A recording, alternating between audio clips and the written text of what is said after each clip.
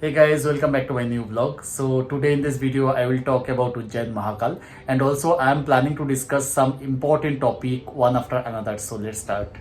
My first topic will be about Ujjain city. My second topic will be Mahakal itself. My third topic will be one and only Bhasma Aarti. My fourth topic will be about Mahakal corridor, and my fifth topic will be some other facts about the city. So let's watch it, guys.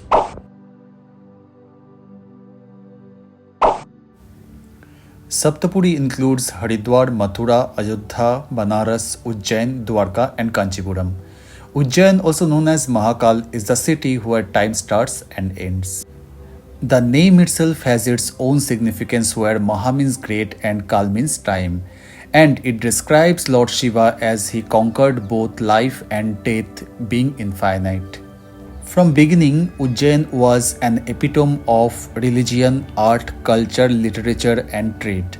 Mayura, Saunga, Gupta are few empires who came one by one and ruled here. That's why it is called Mahakal Nagari. Oldest name of this region was Avantika, which was one of the most important province in India, and the capital of Avantika was Ujjain. Samrat Ashoka also came here and trained himself. Raja Vikramaditya used to be the greatest king of Ujjain, and greatest poet Kalidas was one of the 9 Navaratnas in his court. Since 13th century, it became a hard time for Ujjain due to the attack of Delhi Sultanate. Then again 18th century onwards, Maratha Empire created a glorified time ahead to build and renovate many important Hindu temples out there. That's why you will find Maratha influence in structure present in many of the important temples in Ujjain, which you can see in my next part of Ujjain series.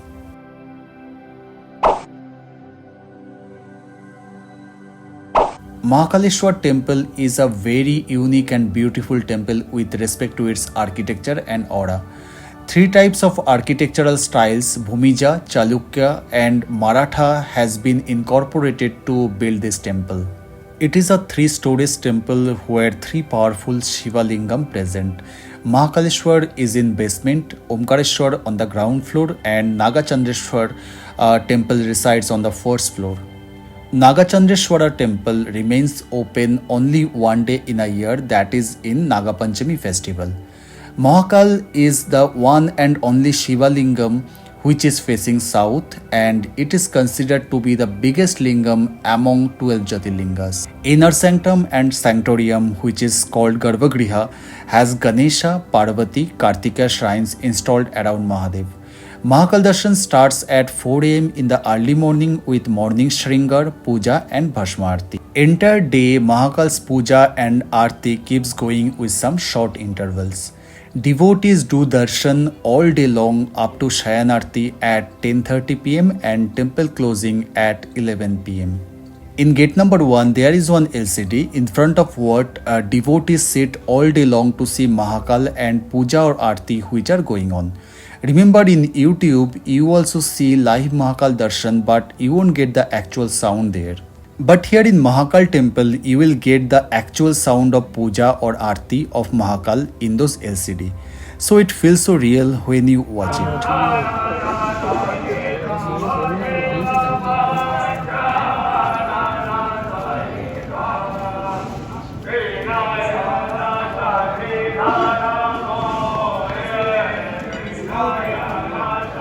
Inside main temple compound, there are few other important temples like Vriddha Mahakaleshwar, Anadi Kalpeshwar, and Saptarshi are installed on the south side of main temple.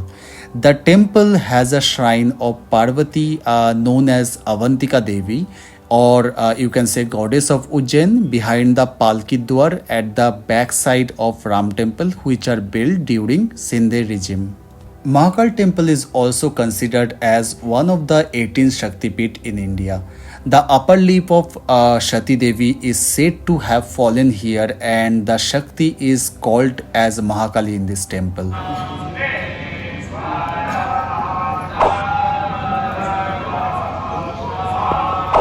Nowadays, whoever is visiting Mahakal, Bhasma Aarti is too much demanding and people ended up missing it for lack of information. Normal people think it's easy to be a part of it, but what I understood, it requires correct person to get the information if you are going for offline process. In this video, I will tell you in details as I have experienced it. So before time I have reached to Tribeni gate. I am basically expecting something magical to be happened with me. Let's see. I'll tell you everything step by step so that you can understand that uh, it's not a child's play to observe Bhasma Aarti by your own eyes. Suppose you are going to watch Bhasma Aarti on 5th October early morning at 4 o'clock.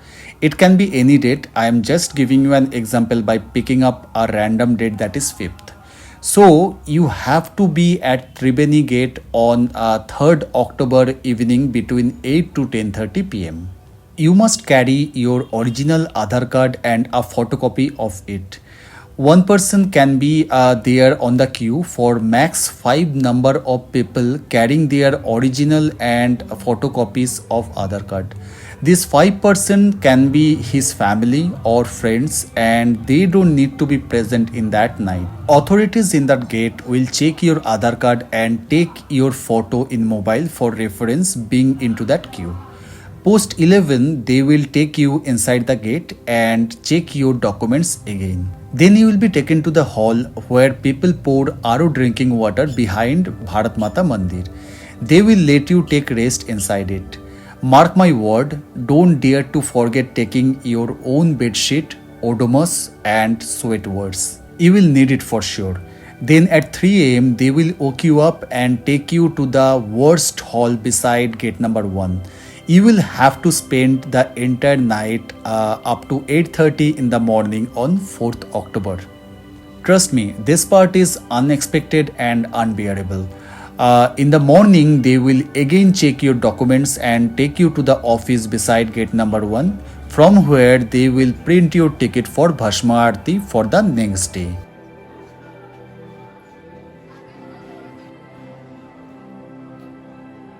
After getting the ticket in the morning, you can spend your whole day as you wish, but remember you have to come back in the evening in front of Mansarovar gate, which is nearby gate number 1. You will get your seat as per this queue only. Forget about the previous day queue position. I observed whoever present there by 8 pm, they manage positioning themselves in that first place of that queue. I went there by 9:30, I was behind 25 people on that same queue.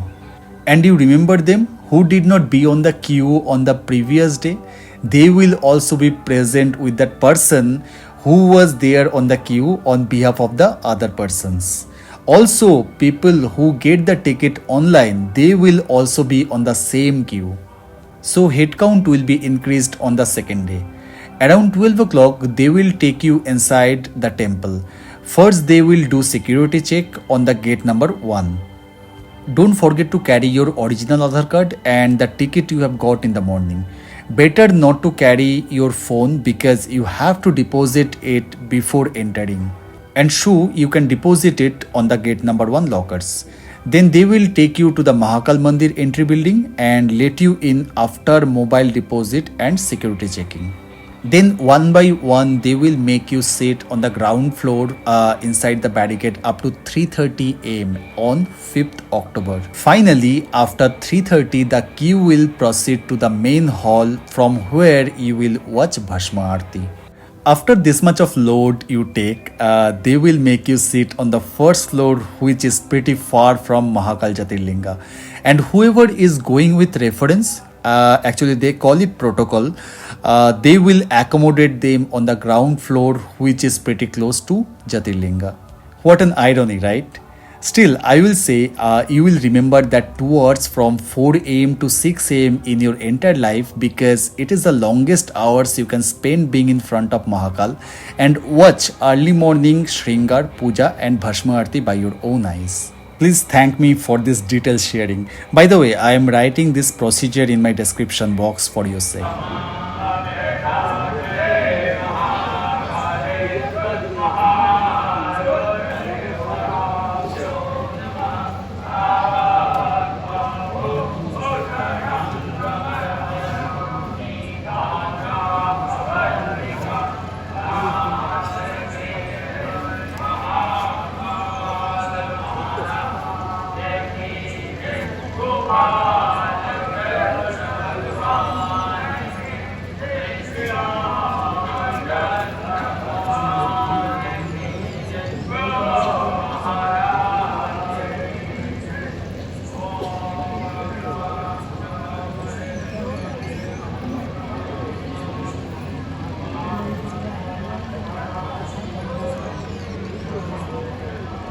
Let me inform you a very important fact about Bhasma Aarti. People might be thinking, what is this Bhasma coming from nowadays? In earlier days, the cremation ashes were used to make the Bhasma, but nowadays, burning cow dung cake is used to prepare ashes.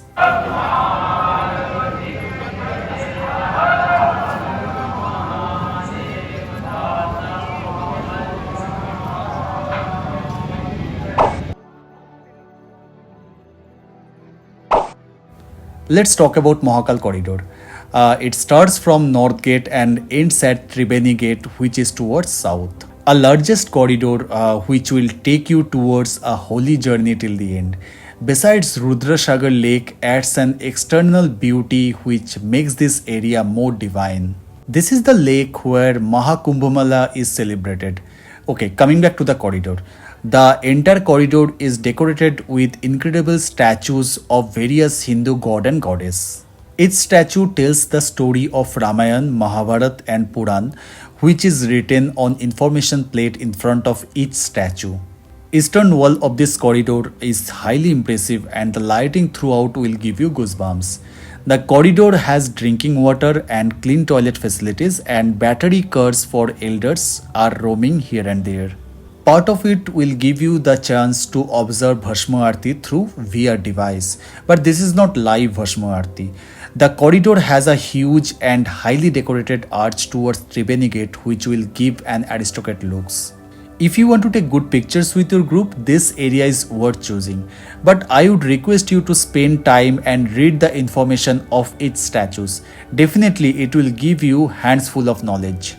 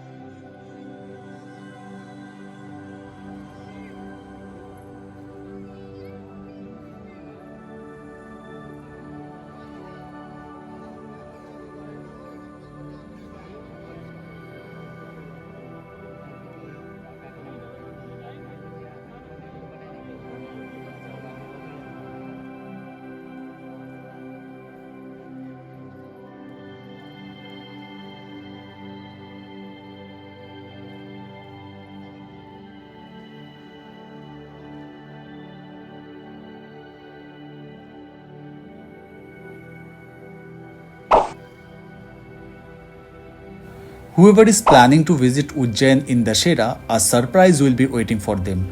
In afternoon around 4 o'clock, they start a procession which is called Shahi Shavari and it roams around the city via Dwarkadish temple and finally come back via Ramghat.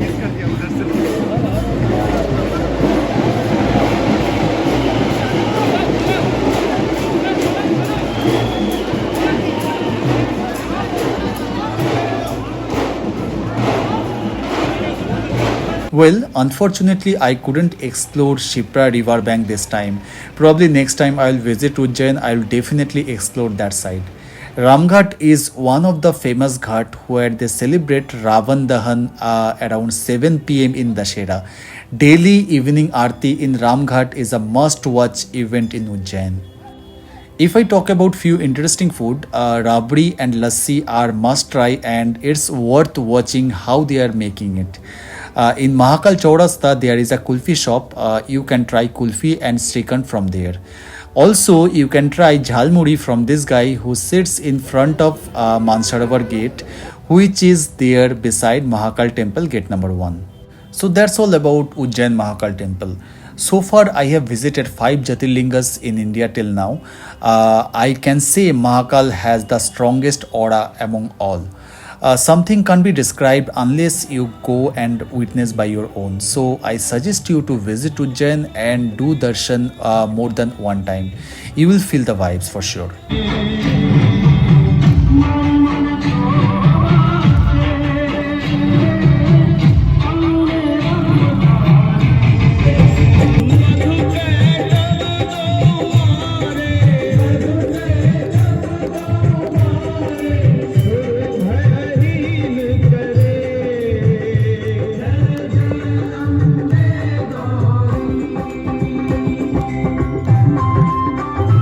See you in my next video where I will show you 16 important places in and around Ujjain. Till then, raise humanity and spread peace.